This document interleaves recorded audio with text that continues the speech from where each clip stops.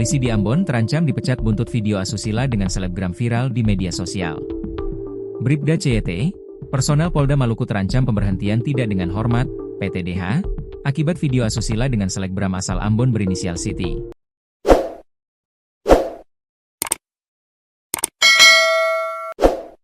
Anggota Polri yang baru bergabung pada pertengahan 2024, kini resmi ditahan oleh Propam Polda Maluku.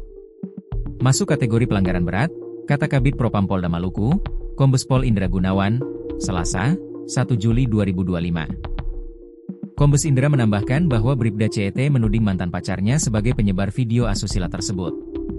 Namun, Indra tidak merinci identitas mantan pacar yang dimaksud oleh CYT. Terkait yang menyebarkan video, pelanggar, Charles, mencurigai mantan pacarnya. Tetapi belum bisa dibuktikan pelanggar, ungkap Kombes Indra. Pihak Propam masih menunggu bukti konkret terkait tuduhan tersebut. Indra mengatakan CYT sudah ditahan dan ditempatkan di tempat khusus, Patsus. Sudah di Patsus Senin sore dan dalam proses pemberkasan di Waprov, kata Kombes Indra.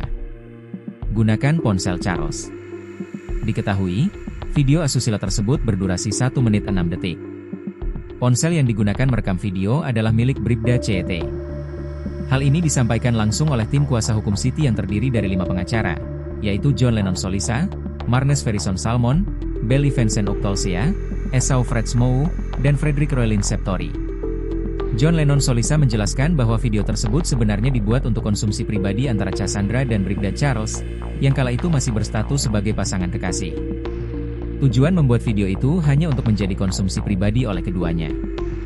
Namun, hal itu diduga disalahgunakan oleh orang-orang yang tidak bertanggung jawab sehingga video itu tersebar luas ke publik, ujar Solisa.